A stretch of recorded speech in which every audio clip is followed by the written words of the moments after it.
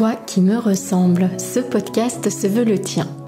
Comme une expérience, comme un appel à entrer dans la ronde de nos âmes pour aller à la rencontre de qui nous sommes. Toi qui me ressembles, c'est une déclaration d'amour aux parties de nous qu'on masque, aux blessures qu'on tait. Je te proposerai tantôt des épisodes de type partage autour de la descente en soi et de l'exploration intérieure. Tantôt ce seront des portraits, rencontres intimes avec l'autre, celui qui nous inspire et nous révèle à nous-mêmes. Nos invités nous offriront ainsi le plus beau des cadeaux, leur vérité. Toi qui me ressembles, c'est un espace de cheminement, à la fois ensemble et dans l'intimité de notre être. Je te souhaite, toi qui me ressembles, d'en sortir inspiré, grandi, touché et nourri. Que ces partages intimes et sans détour t'aident à trouver tes portes intérieures et à les ouvrir pour t'éveiller à qui tu es.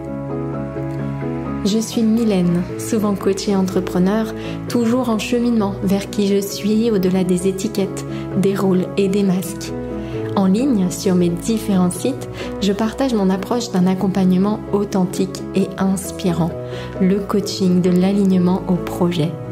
Que tu cherches à vivre une vie qui te ressemble, à créer une activité alignée à tes valeurs, ou que tu sois à la recherche d'une école de coaching qui va au cœur de l'être, tu trouveras sur mes sites toutes les infos sur mes propositions.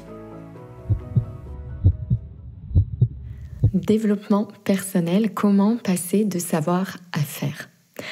Alors cet épisode, il va t'apporter beaucoup de choses, notamment si tu as le sentiment aujourd'hui d'en savoir beaucoup en matière de développement personnel, mais que tu sens que ce qui te manque, c'est plutôt son intégration au quotidien.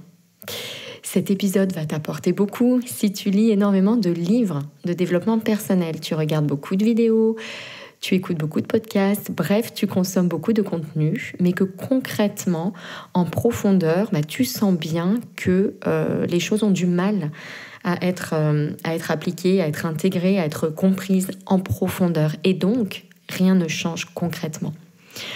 Cet épisode est également pour toi si tu as le sentiment que tu réfléchis beaucoup, que c'est facile pour toi d'analyser, de comprendre, de réfléchir, mais que c'est plus difficile de ressentir, d'accueillir, de vibrer. Alors, qu'est-ce qui se passe et qu'est-ce qui est à l'origine de ce choix de nouveaux thèmes pour ce podcast de Toi qui me ressemble? C'est vraiment un constat que je peux faire, qui est très récurrent chez les personnes que j'accompagne. Il y a de plus en plus ce type de profil et très honnêtement, pour avoir été longtemps bonne élève, à apprendre par cœur ou en tout cas vraiment presque de manière... robotiser les transmissions, les leçons, c'est quelque chose que moi-même j'ai pu rencontrer. Et c'est d'ailleurs en ce sens que je me suis lancée en 2015 le challenge Un défi par semaine, parce que j'avais conscience que j'étais très clairement tombée dans ce travers qui consiste à collectionner énormément d'informations et être vraiment dans le domaine de l'information, dans le domaine du savoir. Et donc ça, c'est une des premières caractéristiques, j'ai envie de dire, il y en a 3, de ces personnes concernées par beaucoup de savoir et très peu de faire, donc concernées vraiment par le thème du podcast. Donc le premier trait, c'est ça, c'est la collection d'informations. C'est-à-dire qu'on est hyper à l'aise pour accumuler plein de connaissances, hyper à l'aise pour accumuler plein de savoirs. Et on a vraiment l'impression que la clé, c'est ça. C'est d'en savoir toujours plus. Parce qu'on nous a toujours appris à fonctionner de cette façon. On a toujours mis le savoir à l'école, dans toutes nos études, j'ai envie de dire sur un piédestal. En tout cas, on l'a toujours mis à l'honneur. Et donc, on a vraiment cette habitude d'accumuler plein de savoirs. Et finalement, on accumule de plus en plus de savoir. Et dans la mesure où on ne l'applique pas ou très peu, rien ne change. Donc, on continue à aller chercher de nouvelles sources de savoir, comme si le problème, c'était l'information elle-même. Donc, on va chercher notamment des choses de plus en plus compliquées et collectionner comme ça cette masse de savoir qui... non seulement, je vais y revenir, ne suffit pas pour l'intégration et pour transformer une vie. Information n'est pas transformation, mais ça va même devenir à force contre-productif. Deuxième trait de caractère de ces personnes qui, comme moi, sont complètement dans le savoir et trop peu dans le faire, le deuxième risque, deuxième trait, c'est la dispersion. C'est-à-dire que on accumule du savoir et comme il ne se passe rien, on va chercher de nouvelles choses et donc on va aller sans cesse trouver de nouvelles sources de savoir, parfois de plus en plus compliquées, parfois même de plus en plus radicales. C'est-à-dire qu'on veut des choses très rapides, immédiates, on veut des choses à très haute vibration et on peut avoir cet effet, c'est quelque chose que je vois régulièrement, de personnes qui vont même se détourner en un sens de la matière pour être complètement perchées dans une forme de spiritualité qui est déconnectée de la réalité, alors que la réalité est spirituelle et que tout est spirituel. Et donc, on va sans cesse chercher de nouvelles sources. Et bien sûr, ce qui se passe quand on se disperse, c'est qu'on n'applique rien en profondeur. Et aucun enseignement ne peut fonctionner si on en prend un petit peu par ici, un petit peu par là, et qu'on enlève toute cohérence, en fait, à un socle d'enseignement ou à une sagesse, à une philosophie, à une méthode, à une approche, quelle qu'elle soit. Donc, la collection, la dispersion, et puis, troisième signe caractéristique, c'est la consommation. C'est-à-dire qu'on consomme le développement personnel comme on consomme tout le reste. On veut du rapide, on veut de l'immédiat. Et forcément, comme je le disais, cette forme d'impatience qu'on a, le temps semble s'accélérer autour de nous, on a accès à de l'information de plus en plus facilement, c'est de plus en plus rapide, et donc forcément, ça vient entrer un peu en conflit avec ce développement personnel, et honnêtement, l'impatience, c'est l'ennemi du développement personnel. Il ne peut rien se passer en surface si on veut du rapide, si on veut de l'immédiat. Et la deuxième conséquence que ça a, c'est que ça nous détourne encore une fois de la matière et donc de l'action. Parce que la matière, c'est plus long, c'est plus dense, c'est plus engageant également. Ça demande des ressources de poser des actions. Autant lire un livre, ça peut se faire de manière confortable, sur son canapé, c'est pas engageant. Quand il faut ensuite aller mettre en application les choses, là, ça engage énormément de choses. Ça demande des ressources. Et ça, il va y avoir ici, j'ai envie de dire également, une fuite vers des choses de plus en plus immatérielles, de plus en plus entre guillemets spirituelles, mais encore une fois, c'est pas tout à fait vrai parce que tout est spirituel. En tout cas, des pratiques de plus en plus, j'ai envie de dire vaporeuses, c'est le terme qui me vient, du domaine de l'invisible, avec un effet immédiat qu'on va enfermer dans un cadre de pratique très confortable. Mais dès lors qu'il faut aller se confronter encore une fois à la matière, ça va être nettement moins agréable. Et donc, forcément, on va être moins tenté de le faire. Donc, le problème, voilà comment il se pose. Et honnêtement, j'ai envie de dire que 95% des femmes que j'accompagne sont dans ce schéma-là. Tout autant que moi, j'ai pu l'être également. À aller chercher toujours la nouvelle approche, toujours le nouveau livre, accumuler les choses, à mélanger les approches, pour papillonner un petit peu ici et là, avoir des petits effets immédiats et surtout pas trop m'engager dans quelque chose de sérieux, de structuré et de longue durée. Donc il y a des biais qui sont là naturellement et forcément, quand on s'intéresse à notre développement personnel, on va avoir tendance à répéter ces schémas d'apprentissage qu'on applique depuis longtemps. Alors, quels sont les risques maintenant de fonctionner de cette façon ? Première chose, donc je l'ai déjà dit, on va aller chercher toujours plus compliqué, toujours plus radical même, alors que en réalité, on a probablement déjà lu et on sait probablement déjà tout ce dont on a besoin pour transformer notre vie en profondeur. Et donc ça, c'est vraiment une question intéressante à te poser avant d'aller chercher le nouveau livre ou la nouvelle source. C'est de te dire, mais est-ce que je n'ai pas déjà, en fait, en moi suffisamment de connaissances ? C'est peut-être pas la connaissance de plus qui est nécessaire. Donc peut-être qu'il faut changer également sa recherche en matière de développement personnel.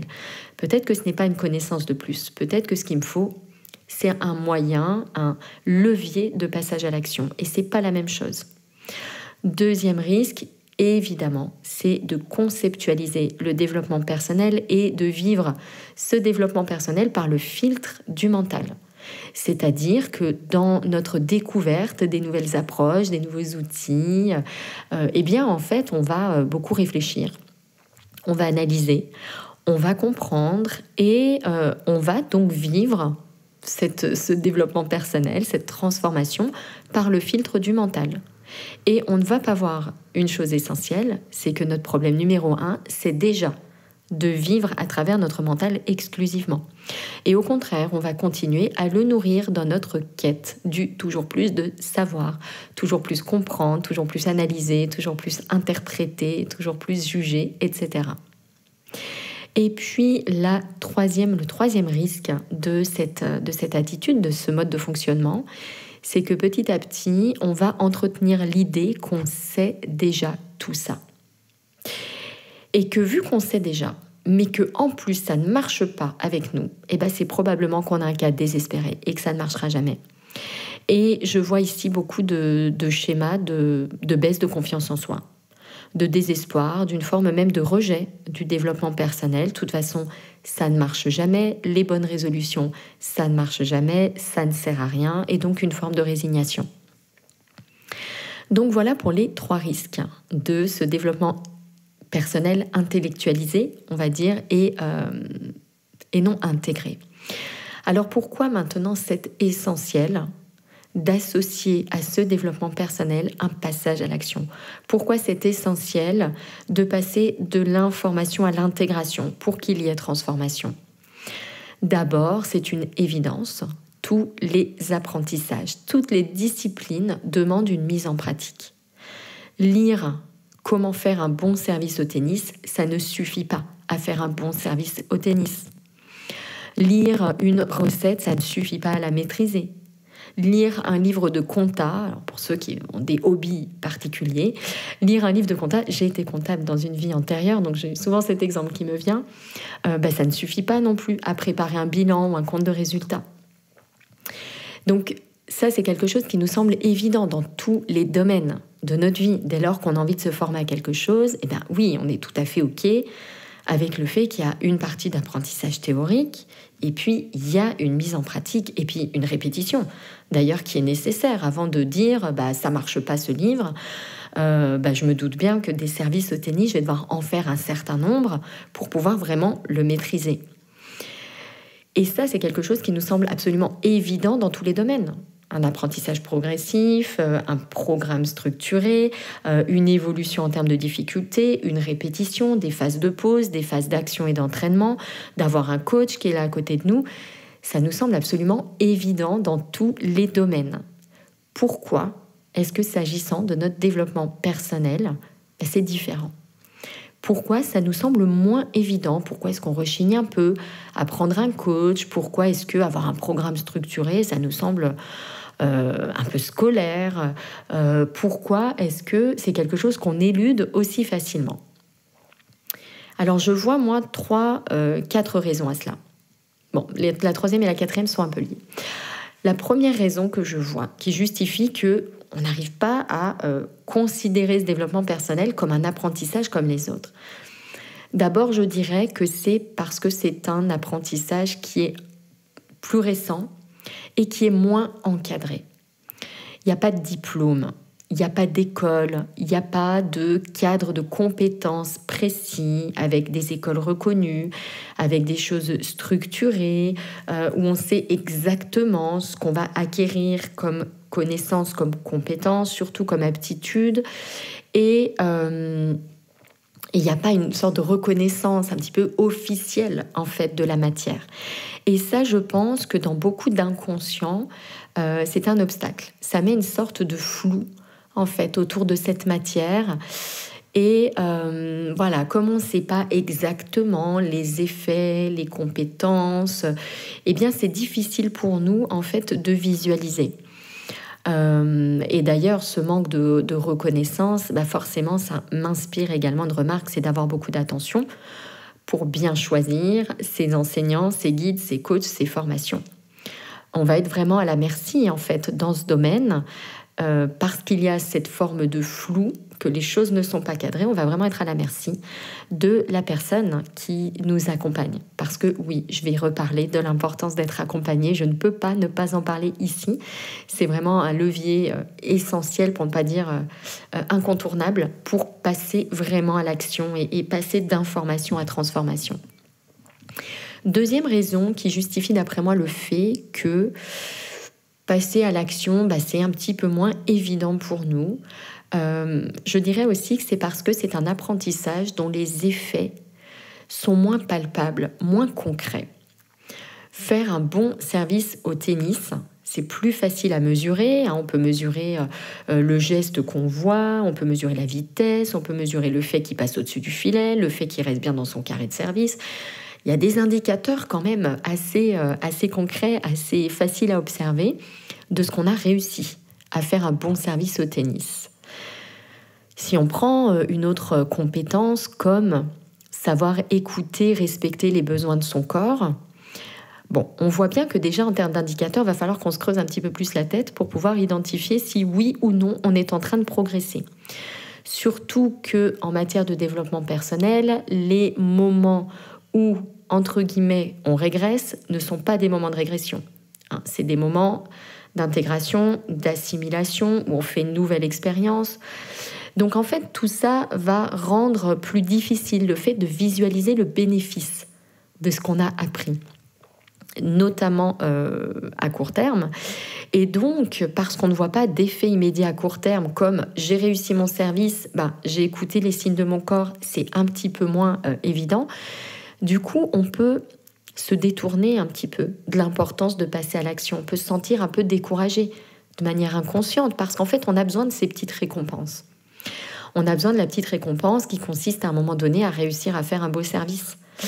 Et là, écouter les signes de son corps, on est toujours dans quelque chose qui est à nuancer, qui dépend d'un contexte, et c'est moins facile en fait de ressentir ce bénéfice. Donc même si tout le monde est d'accord pour dire qu'au fond, il est plus utile dans la vie en général de savoir écouter les signes de son corps que de savoir faire un bon service au tennis, alors sauf si on est Novak Djokovic, c'est quand même une aptitude, une compétence qui est susceptible de nous aider davantage au quotidien. Même si on est d'accord sur le fond, sur la forme, c'est quand même un petit peu compliqué de mettre en place un apprentissage concret.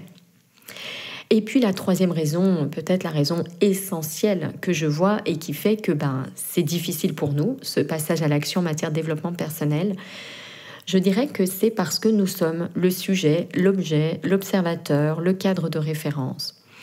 Moi, je dis souvent que le travail intérieur, c'est comme une chasse au trésor. Parce que c'est quelque chose de ludique et de passionnant. En tout cas, moi, je suis tombée dans cette marmite il y a quelques années. Et pour moi, c'est vraiment l'aventure la plus passionnante de notre vie. Et donc, c'est comme une chasse au trésor, mais une chasse au trésor un peu spéciale. Parce que nous sommes à la fois le trésor, l'exploratrice, la carte, les épreuves et les ressources. Donc, l'idée ici, c'est que on ne peut pas voir ce qu'on ne veut pas voir. On ne peut pas détecter les croyances qui sont tellement là depuis toujours qu'on les confond avec la réalité. On ne se rend pas compte de ce que nos réactions ne sont que nos réactions tant qu'on n'a pas fait l'expérience en fait de sortir de notre cadre. On ne réalise pas qu'on était enfermé dans un cadre. Tant qu'on n'a pas fait l'expérience de sortir de notre cadre, on ne réalise pas qu'on était enfermé dans un cadre. Et donc, il est très facile, en fait, d'auto-saboter tous nos efforts. Parce qu'il y a toujours une partie de nous qui va entrer en lutte pour ne pas voir quelque chose qu'elle n'a pas envie de voir et qui va, en fait, nous empêcher d'avancer dans ce développement personnel. S'il y a un effort à faire, la partie de nous qui a envie que la blessure reste cachée, elle va nous empêcher de la voir. La partie de nous que la croyance limitante arrange bien, elle va nous empêcher, elle va empêcher l'autre partie de s'en libérer. La partie de nous qui n'a pas envie de passer à l'action, elle va chercher tout un tas d'excuses pour nous convaincre que lire un livre, ça suffit et que c'est inutile de chercher plus. Et bien sûr, ce qu'on trouve derrière tout ça, derrière ce qui nous empêche de passer à l'action, au fond, c'est la peur. C'est toujours une forme de peur, une expression de la peur de ne pas y arriver. La peur d'être séparé de l'amour. J'ai déjà abordé vraiment cette thématique de la peur, notamment, là je repense à l'épisode de podcast Apaiser son mental. Ce qui nous empêche de passer à l'action, au fond, c'est la peur. Parce qu'on a envie que ça aille vite, parce qu'on n'a pas envie de se confronter à des choses pénibles, parce qu'on a peur que ça ne marche pas, parce qu'on a peur de la réaction des autres. Encore une fois, passer à l'action en matière de développement personnel, c'est autrement plus engageant que de lire un livre sur son canapé. Et on a peur. On a peur de la réaction des autres, on a peur de notre propre réaction, on a peur aussi de ce qui peut se passer si ça marche vraiment. Et oui, ça paraît fou, parce qu'on est convaincu qu'on a vraiment envie que ça marche. Mais en réalité, on a cette peur-là qui nous retient. Qui suis-je, moi, si j'abandonne ces blessures, si je soigne ces blessures, si je deviens libre, si je vis de ma passion, si je suis obligée en fait de lâcher toute cette partie de mon histoire. Et ça m'évoque un autre épisode de podcast qui était Traverser le changement. Oui, ça demande de lâcher une partie de nous. Et oui, ça fait peur. Changer, ça fait peur. Et autant ressentir, par exemple, de la gratitude sur son canapé en lisant un livre qui vante les mérites de la gratitude, c'est bien, c'est facile. Mais qu'est-ce qui va se passer si je vais dire merci profondément en le regardant dans les yeux à ce parent avec qui ma relation est difficile? On voit bien que c'est pas la même chose en termes d'engagement. Vivre de sa passion sur le papier, regarder des témoignages de personnes qui ont tout plaqué pour vivre à l'autre bout du monde et vendre des formations sur Internet, c'est super, c'est inspirant. Mais qu'est-ce qui va se passer si moi je perds mon confort? Si moi je perds ma sécurité? Comment je vis cette incertitude? Comment je la surmonte? Pareil, surmonter ses peurs, c'est top sur le papier. Mais en réalité, surmonter ses peurs, ça demande de lâcher prise. Ça demande de lâcher les attentes, de sauter dans l'inconnu, d'ouvrir son cœur à une émotion qui est inconfortable. Et là, on voit bien le gap qu'il y a entre lire, surmonter sa peur, et puis oser lâcher prise et lâcher sa résistance devant une peur. Donc c'est très difficile, bien sûr. Ça demande d'affronter la peur, cette fameuse peur dont je parle dans quasiment tous les épisodes. Comment maintenant ne pas tomber dans ces pièges ? Comment ne pas tomber dans ce piège de cantonner son développement personnel à des lectures confortables? Pour moi, un moyen très efficace de ne pas tomber dans ce piège, c'est d'entrer dans un cadre, dans une structure qui n'est pas la nôtre, qui n'est pas notre propre plan d'action, qui n'est pas notre propre terrain d'exploration. Alors, le terrain va toujours être là, mais en tout cas, les orientations, c'est pas nous. Il faut, à un moment donné, sortir de nos modes de fonctionnement si on veut trouver des solutions aux problèmes que nos modes de fonctionnement créent. Sortir de nos modes de fonctionnement si on veut pouvoir trouver des solutions aux problèmes que nos modes de fonctionnement ont créés. Vous connaissez cette citation d'Einstein, je l'aime beaucoup. Et je l'aime d'autant plus depuis que je la comprends vraiment. C'est l'idée qu'on ne peut pas résoudre un problème en restant dans le mode de fonctionnement qui a créé ce problème. Et ça, c'est un enjeu essentiel du développement personnel. Encore une fois, on ne peut pas rester seul. Dans les mêmes schémas, dans les mêmes modes de fonctionnement, on va tourner en rond. On va avoir le sentiment de réussir. On peut surmonter des choses. Je ne dis pas que seul, on ne peut arriver à rien. On peut surmonter des choses. Mais on va très vite être bloqué par les mêmes modes de fonctionnement qui reviennent. On va très vite être bloqué par ces parties de nous qui ne veulent pas qu'on voit telle blessure, qui ne veulent pas qu'on affronte telle croyance. Et en réalité, on va pouvoir résoudre les choses faciles, qui sont mises en lumière, qui sont conscientisées. Mais tout ce qui est là dans l'ombre, vraiment tout ce socle, cette toile de peur, eh bien ça, on ne va pas l'avoir. Donc on va être très très limité dès lors qu'on reste seul avec ce développement personnel, seul avec ce besoin d'intégrer les enseignements. Autre chose essentielle, alors oui, je dis il faut être intégré, encore une fois, je vais être très honnête, la difficulté, c'est de savoir par qui. Quel élément je peux donner ici dans le choix d'une personne pour nous accompagner? Alors moi, je vais vous dire comment je choisis les personnes qui m'accompagnent. Ce sont des personnes que je suis depuis un moment. Ce sont des personnes dont les transmissions m'inspirent. Ce sont des personnes qui veillent à toujours faire le lien entre ce qu'elles transmettent et ce qu'elles incarnent. Ce sont aussi des personnes dont on me parle. C'est-à-dire, je connais des personnes ou je vois un certain nombre de personnes qui ont une transformation, on va dire, sur la durée, plutôt moyen terme ou long terme, avec cette personne. Et donc là, je commence à me dire, voilà, potentiellement, ça peut être quelqu'un d'important pour m'accompagner.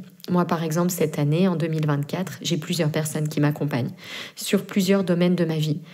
Et honnêtement, c'est une habitude que j'ai prise qui transforme vraiment ma vie parce qu'elle m'empêche de tourner en rond et de rester toujours dans les mêmes blocages, ce que j'ai fait pendant exactement 33 ans. Deuxième chose très importante ici, comment ne pas tomber dans ces pièges. La deuxième chose que je trouve très importante aussi, c'est la notion d'accompagnement longue durée. Pour pouvoir ancrer de nouvelles habitudes, identifier, transformer des croyances, en installer de nouvelles. Bref, pour intégrer tous les grands enseignements du développement personnel, il faut de la durée, parce qu'il faut de la répétition. Et c'est là aussi, pour moi, que j'introduis une nuance. Alors, vous savez, à la base, je suis coach, mais je suis aussi formatrice. Et je me rends bien compte de la complémentarité entre ces deux approches qui ne doivent pas être confondues. Mais pour le coup, le coaching, pour moi, ça doit être un complément à la formation. Mais à mon sens, pas le strict mode d'apprentissage et d'intégration. Quand on sort d'un coaching au sens strict, on a débloqué des choses en nous. Mais ça ne va pas forcément nous aider à le mettre en pratique au quotidien. Pour moi, ça, c'est le rôle d'une formation. Une formation qui transmet des outils, qui explique comment les appliquer et qui nous aide à le répéter, vraiment par une présence plus régulière qu'un coaching qui est espacé pour nous laisser un temps d'intégration et qui est vraiment fait de manière ponctuelle. Donc pour moi, ça c'est la deuxième chose, c'est vraiment cette notion de longue durée, si on veut que de nouvelles habitudes s'installent. Ok, je vois que j'ai vraiment... bon, c'est pas grave, j'ai mordu un petit peu sur la suite. Je vais terminer avec cette idée du coup de longue durée. On dit que pour mettre en place une habitude, il faut... Alors, on nous dit tantôt 21 jours, tantôt j'ai déjà entendu 100 jours. Bon, peu importe. L'idée, on va dire en moyenne, il faut compter quand même plusieurs semaines, voire plusieurs mois. Ça dépend des gens. Mais très clairement, plus le programme est long, plus les bases qu'on va poser vont être solides. Parce que pendant qu'on suit ce programme, on aura traversé tout un tas de situations, on aura vécu tout un tas d'expériences et donc on aura déjà expérimenté différentes façons d'intégrer les enseignements. Donc ça va être beaucoup plus solide. Tout ça pour dire que je ne crois pas dans les programmes qui promettent en 3 semaines des résultats longue durée. Je pense qu'il faut vraiment pouvoir poser des bases solides sur plusieurs mois au minimum. Et encore une fois, je le redis, ça demande ça de surmonter une forme d'impatience. Oui, c'est beaucoup plus tentant de lire en 7 jours décupler votre confiance en vous que de lire en 7 mois débloquer votre confiance en vous. Mais dans les faits, on se rend bien compte que si on veut pouvoir l'ancrer, en faire une réalité, pas seulement dans un petit cadre un petit peu idyllique, préservé, comme une petite bulle, qu'on puisse également le mettre en application dans un contexte où il va y avoir des difficultés, il va y avoir des conflits, il va y avoir des épreuves. Et on a beaucoup plus de chances de vivre ça sur 7 mois que sur 7 jours. Donc ça, voilà, pour moi, c'est un deuxième point très important. Il y a un autre point très important aussi, c'est qu'il faut veiller dans les transmissions qu'on reçoit à avoir vraiment toujours une leçon associée à une pratique pour ne pas tomber dans le piège de la théorie, mais toujours faire le lien avec son vécu. Sinon, le développement personnel, s'il n'y a pas de lien avec son vécu, s'il n'y a pas d'intégration profonde, c'est mort en fait, c'est pas vivant. Pour qu'il soit vivant, pour qu'il ait du sens, ce développement personnel, il doit être engagé, en fait. On doit être entièrement impliqué, corps, cœur, esprit, dans son application, dans ce passage à l'action. Et autre chose que je trouve très importante aussi, c'est le cadre sécurisé. Pour pouvoir intégrer Les enseignements du développement personnel, encore une fois, je vous le disais tout à l'heure, hein, c'est une chose que de dire on ressent de la gratitude dans une visualisation qui dure 15 minutes. C'en est une autre d'aller voir un parent, d'écrire une lettre, de lire sa lettre, de regarder quelqu'un dans les yeux. Déjà, on voit bien que c'est quelque chose de fort, là, quelque chose qui nous touche quand on l'entend. Et très clairement, quand on le fait, c'est extrêmement fort. Donc pour moi ici, pour ne pas tomber dans ces pièges, il est essentiel aussi d'avoir un cadre sécurisé. La mise en pratique, elle peut être douloureuse, elle va réveiller beaucoup de choses, on peut avoir tendance à revenir dans les mêmes schémas. Donc il est essentiel d'avoir quelqu'un de confiance qui va être capable de nous alerter, de nous motiver, de nous rassurer, de nous aider à comprendre ce qui se joue en nous, de nous aider aussi à ne pas tomber dans les pièges de l'ego. L'ego qui est l'association que nous faisons entre nous et notre mental, pour faire simple. Et donc, pouvoir être au fait de ce qui est en train de se jouer pour ne pas tomber dans ces pièges et vivre ce développement personnel à travers tout son être, corps, cœur, esprit.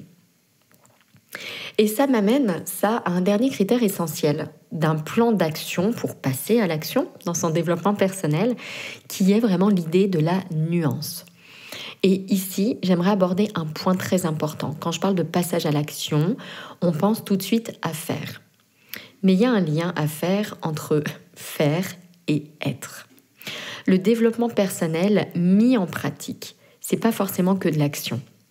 C'est pas forcément que de passer de savoir à faire, même si c'est clairement un premier fossé essentiel.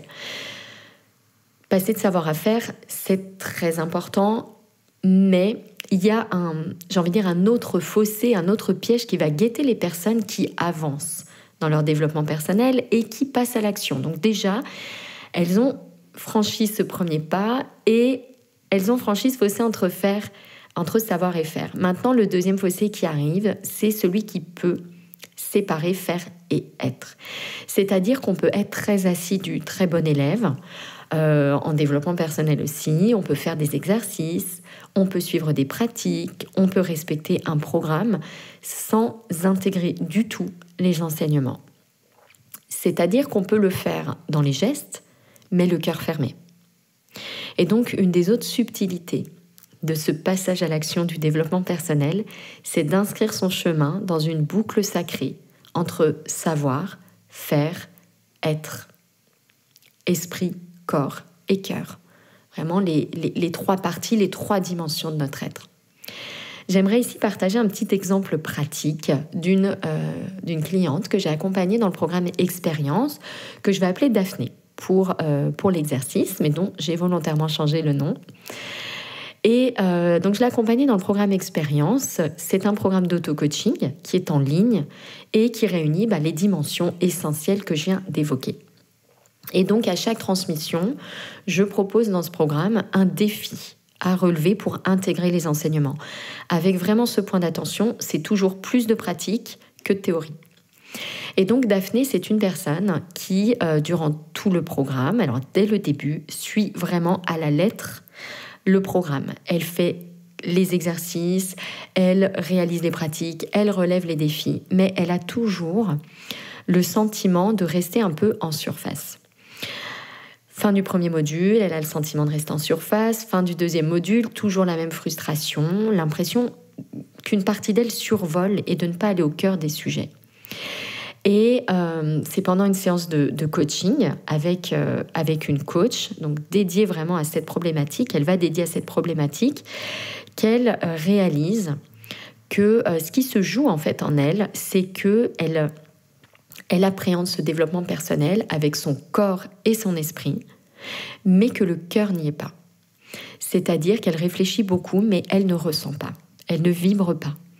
Donc elle fait des visualisations mécaniques, elle réalise bien les exercices, elle respecte les timings, mais en profondeur, ça ne la touche pas. Parce que, en fait, Daphné, elle a pris l'habitude depuis toujours de se déconnecter de ses ressentis. Elle a appris à couper le lien avec ses ressentis, ses émotions, ses besoins, ses valeurs, pour pouvoir tenir le coup, en fait, dans un rythme de vie où elle était en décalage complet avec tout ça. Et donc, elle a dû faire un travail plus approfondi et vraiment passer beaucoup plus de temps que d'autres personnes sur cette partie-là. Reprendre contact avec sa vie intérieure, avec son cœur, avec son âme, apaiser son mental pour laisser de la place à tout cela et pouvoir se relier à son corps, mais surtout à son cœur. Si c'est quelque chose, un portrait, une histoire qui résonne, eh bien, c'est un point d'attention pour toi. Si tu as l'impression d'être coupé de tes ressentis, de réfléchir plus que tu ne ressens, va falloir passer un peu plus de temps, peut-être que d'autres personnes, à retrouver ce contact avec ce qui se joue en toi. Apaiser le mental et reprendre contact avec tes vibrations, reprendre contact avec ton corps, reprendre contact avec tes sensations. Pour résumer, eh bien, ce plan d'action pour passer à l'action en matière de développement personnel, première chose, il va falloir inverser tes habitudes. Un peu de théorie, énormément de pratique. Chaque fois que tu lis quelque chose, chaque fois que tu écoutes un podcast, chaque fois que tu regardes une vidéo, eh bien, engage-toi derrière à passer 10 fois plus de temps à le mettre en pratique que tu n'en as passé à l'écouter. Et donc, avant d'aller sur un prochain contenu, vérifie que tu as passé suffisamment de temps sur la mise en pratique. La deuxième chose à laquelle tu dois prêter attention, c'est la qualité de l'intégration. Elle doit mettre en mouvement ce passage à l'action. Il doit mettre en mouvement ton corps, ton esprit et ton cœur. Réflexion et vibration pour que l'information devienne transformation. Tu dois vraiment retrouver cet équilibre et il est fort probable que depuis toujours, tu sois habitué à beaucoup réfléchir et à vivre à travers ton mental. Donc là, il va y avoir un enjeu essentiel. Programme à cibler en priorité sur passer de réfléchir à ressentir. Et le top du top, d'ailleurs, c'est de trouver un programme qui s'adresse aux personnes comme toi, pour qui c'est difficile. Parce que les personnes qui depuis toujours sont très intuitives, très dans les ressentis, vont avoir beaucoup plus de difficultés à comprendre ce mode de fonctionnement et les difficultés que tu rencontres à retrouver ce contact. Et troisième chose que je voulais partager ici, les meilleurs résultats seront obtenus si tu réunis tous les critères que j'ai évoqués. Un programme structuré qui ne vient pas de toi, qui t'offre un cadre de mise en application cohérente et cet accompagnement sécurisé dont j'ai parlé. Et j'insiste vraiment sur l'importance d'être accompagné. C'est reconnu dans tous les domaines. Tu n'apprends pas la compta seul, tu n'apprends pas le tennis seul, tu n'apprends pas un instrument de musique seul. C'est exactement la même chose. Sauf qu'ici, l'enjeu, il est 1000 fois plus important. L'enjeu, c'est ta vie. C'est pas un hobby. C'est pas un loisir. L'enjeu, c'est ta vie, à chaque instant. Reprendre le contact avec toi, c'est chaque instant. C'est pas 1 heure par semaine. L'enjeu est énorme et il est vraiment temps de mettre les moyens à hauteur de l'enjeu. Et honnêtement, c'est de plus en plus urgent. On voit bien les extrêmes qui s'emballent, les peurs qui s'emballent. Il faut retrouver cette voie du milieu, j'ai envie de dire, qui est la voie de l'écoute de soi, la voie de l'équilibre. Et c'est essentiel d'être accompagné pour le faire. Seul un regard extérieur peut t'éviter de tomber dans les pièges dans lesquels tu tombes depuis des années probablement que tu t'intéresses au développement personnel.